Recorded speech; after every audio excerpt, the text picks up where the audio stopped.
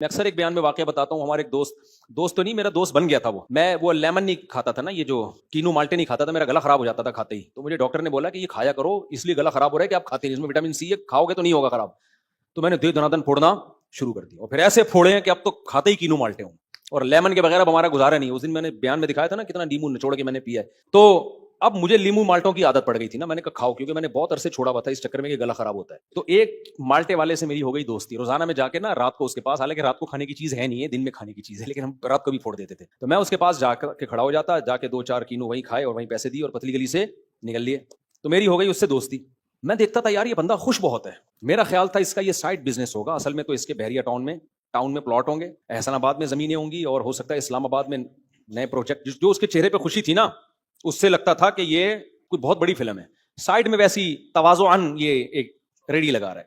تو ایک دن میں نے اس سے پوچھا, میں نے کہا تمہارا اس کے علاوہ کوئی بزنس ہے؟ اس نے کہا نہیں بھائی, اور ہونا بھی نہیں چاہیے تھا کیونکہ سارا دن تو وہ ادھر ہی نظر آ رہا ہے. میں نے کہا کتنے مالٹے کینو لاتے ہو؟ کہہ رہا صبح یہ ریڈی بھری ہوئی ہوتی ہے, شام کو خالی. میں نے کہا اچھا کما رہا ہوگا, ظاہر ہے چھڑے چھاٹ کے لیے, پان گٹکے کے خرچے کے لیے ایک ریڈی بہت ہے. تو میں نے کہا کہ آپ کا کہ شادی شدہ ہو؟ کہہ رہے میری بیوی ہے اور پتہ نہیں 7 یا 8 بچے. 10 میں نے پہلے سنا ہے واقعہ, 10 بچے. میں نے کہا 10 بچوں کو اس ریڈی سے پال رہے ہو؟ الحمدللہ. کہہ رہا صبح پیٹ بھرا ہوا ہوتا ہے ان کا, شام کو بھی پیٹ بھرا ہوا ہوتا ہے, اور کہتا ہے میں نے اپنے بوڑھے والدین کو بھی اپنے ساتھ رکھا ہوا ہے. میں نے کہا دوسرے بھائی کیوں نہیں رکھتے؟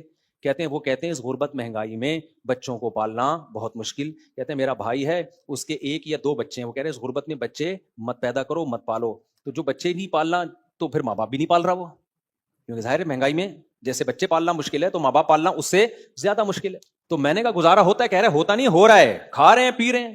وہ کیوں خوش ہے اتنا؟ اس نے دنیا سے زیادہ امیدیں نہیں لگائی. وہ کہہ رہے میری ضرورت نا گھر کی ایک چھت ہے, میرے بچوں کو روٹی مل جائے, پڑھائی ہو جائے گی بہت اچھی بات, نہیں تو ہر ایک کو ریڈی دے کے کیا خیال ہے بھائی. اب 5 بیٹے اور 5 بیٹیاں اگر ہوں تو 5 بیٹوں ایک ریڈی سے جب اتنا آ رہا ہے, تو جیسے جیسے بیٹا جوان ہوگا تو 5 ریڈیوں سے 5 گنا زیادہ آمدن آئے گی کہ نہیں آئے گی.